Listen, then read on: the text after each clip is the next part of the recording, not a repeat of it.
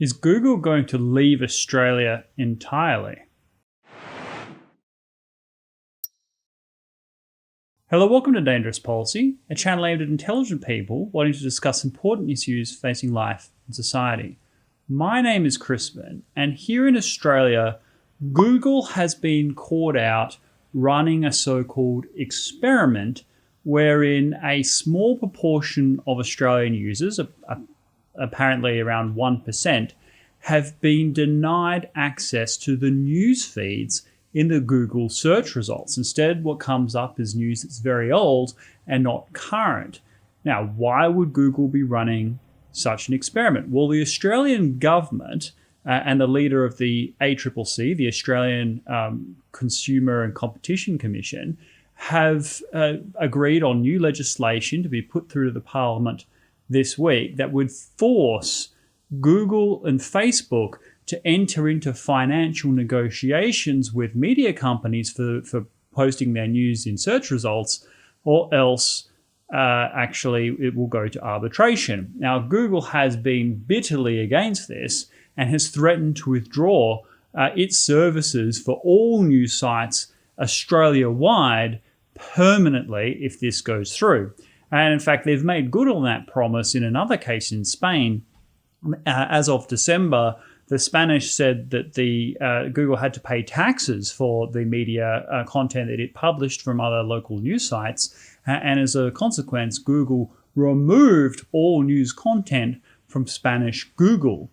It's a really interesting situation where the Australian government and the ACCC allege that Google is hogging all of the advertising revenue while benefiting from the publication of news outlets and the searches that they do. So if you go to Google, you'll see, your image search, your news search. If you type in news into Google, you'll get a whole bunch of mostly local news content, or at least, national content.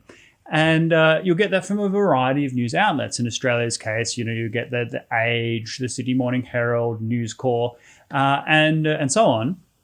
And what these media outlets have been saying is that content, if you browse through Google, if you browse through Facebook, well, all of the ads that appear on Google and Facebook are Google ads and Facebook ads, and the revenue for people clicking on those ads goes to Google and Facebook. Whereas the advertising revenue that had previously been going to these media outlets, because you would go to their news sites, people would click on the banners, people would buy products through their sites, and so advertisers would advertise in those sites. Well, those sites aren't getting much traffic, because what happens is people just search for their news. You see the news articles listed all the way down the page, and people just click direct into those articles. It's not like you type, Sydney Morning Herald, or you type in News Corp and go to their website and sort of browse all of their news. Normally, you just get the daily feed from whatever the major search engine provides. And what the Australian government has alleged, and what the ACCC have alleged, is that that's unfair. That's hogging all of the advertising revenue with none of that money going to content creators. And what it's forcing content creators to do in media companies is to move to subscription-only models. So if you are wanting to basically make money out of your media company, if you've got a newspaper, online news service, then increasingly you're reliant on having a subscription where readers will pay a fee monthly direct to you to access your premium content. And that has a number of drawbacks. Number one, it limits the national conversation, because you might be doing a public service as part of an essential journalistic contribution to democracy. But if it's only getting read by a narrow number of paying subscribers, then it may not have the political effect that some of this journalistic reporting needs to have, as part of a functioning democracy. Another problem, of course, is that you end up increasing the echo chamber, because if you're only responding to those that are paying you money, then you have a very strong incentive to service the biases of your readership. And that's one of the reasons we're seeing once venerable institutions like the New York Times and the Washington Post just go down the drain, is because they are now holding on a subscription model their readers are of a particular political ideological mindset, and therefore the editorial of those outlets will almost certainly respond directly to that readership, and it's true for Australian media as well. This is, a problem for our democracy, but there's also a problem directly with the major platform providers. Now, Google, for its part, and I'm a bit of a fence sitter on this issue, I have to say, Google, for its part, has said, look, if you force us to pay our advertising money to media outlets, then we will simply withdraw that service. Like, we're not going to give up our advertising revenue. From their perspective, media outlets benefit from the fact that they are prominent in Google search results, and that the traffic that's generated for those sites as a result of them being prominent in Google is going to outweigh the cost to them for the money that people not going to those sites but actually going to Google ad revenue instead. Now, it's a really complicated issue in that respect, and I don't know where the answer is. It's kind of a matter of argumentation. So what Google is saying is that, yes, they are just a search engine. People search for news. If they're a prominent news outlet within the Google's algorithm, they will be shown to the searchers, and that people who search for their favored news providers will go to those websites more frequently and then ultimately directly, and then ultimately may pay for various subscription services, whereas the media companies themselves are complaining that no, we are publishing this material out there so that we can get traffic to our website, thus we can get advertisers attracted to our page and to pay us. But Google is doing a digest, bringing together all these different news sources, and that most casual news readers are not going to be exposed to advertisers on the individual media outlet's web page, because people are going to be clicking direct on those individual news articles and not browsing through the website as a whole.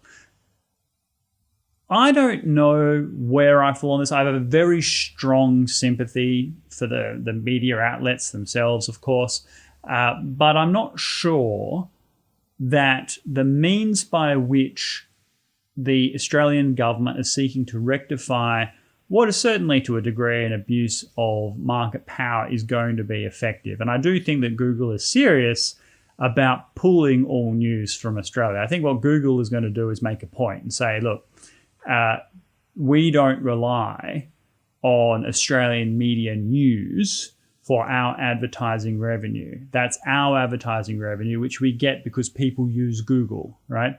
And if people happen to be searching news among the many other things that they search when they're searching with Google, then so much better for the media outlet in question, because it means that they're getting much more exposure than they would otherwise.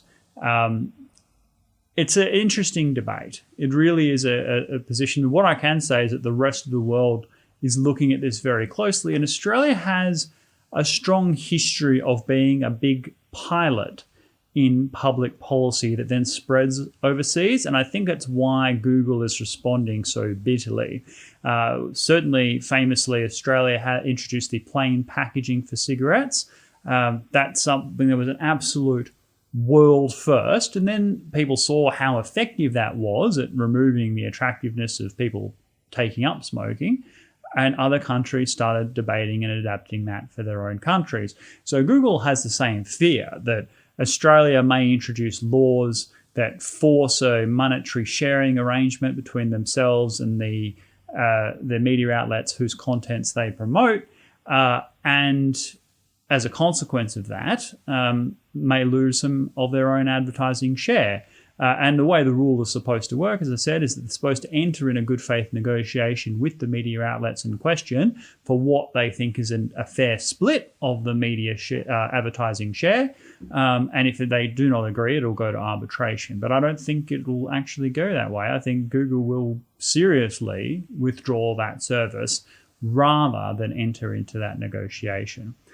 There's one other aspect to this, and from a purely self-interested perspective, it's very unlikely that dangerous policy is ever going to end up in the newsfeed Google search results in any prominent way in the near future. We would have to be a vastly bigger enterprise with all the ACMA licenses and everything like that, and then have experts on how to deal with the Google algorithm, such as to promote our contact as a trusted news source.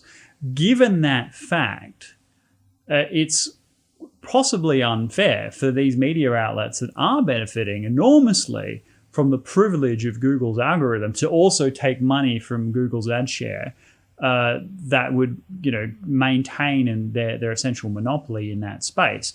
I think if Google is going to enter into a negotiation like that, there should also be equally a guarantee that up-and-coming independent creators, new news outlets, benefit from that arrangement as well. Now, I'm not saying that the ACCC is blind to that. I think that the bureaucrats who have been behind that initiative have been thinking these things through, but it's not at all clear that we're doing anything other than entrenching mainstream media. And one of the problems that I do find from the rhetoric, and I'm thinking of Rod Sims, who's the leader of the ACCC, a very good bureaucrat, but like many senior Australian bureaucrats, not necessarily an excellent communicator. He does talk a lot about combating fake news and platforms taking responsibility for what's published on their site. All kinds of rhetoric that I'm deeply, deeply uncomfortable with, particularly in the present era of enormous censorship. So anything that might increase that likelihood, I think, is of a real danger. So I'm not instinctively, I totally get Google, Facebook abusing their market power, expecting that if you are going to enter into a sharing arrangement with them, that you use their specific Google News outlet, not the links that they provide through their search results. I understand the concern about that market power and how it is affecting democracy around the world. But this specific initiative, I think it will hurt media outlets more than it hurts Google if Google pulls that service from their search results. If you type in, news into your Google search bar and you don't get news, you just get, whatever the algorithm says, devoid of the current cycle that they've specifically created,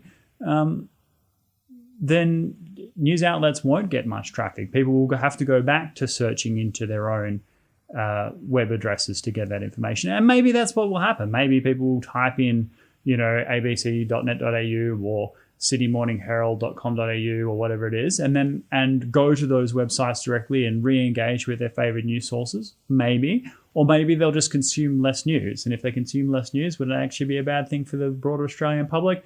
Given the way journalism is today, possibly not. Anyway, I just thought I'd report on that. If you're interested in this subject, because it is a world first and it is likely to spread around the world in different ways, where Australia is introducing legislation against Google and Facebook to force them to give their ad revenue, a portion of it, to media outlets. If you find that an interesting subject, I'll leave the links down below and you can certainly follow that up yourself. We will cover how this progresses. The legislation is being introduced to Parliament, I think, as early as this week. If you have any comments or questions on this, please leave them down below. Give this video a like and subscribe if you haven't already, and I'll see you in the next video. Thank you.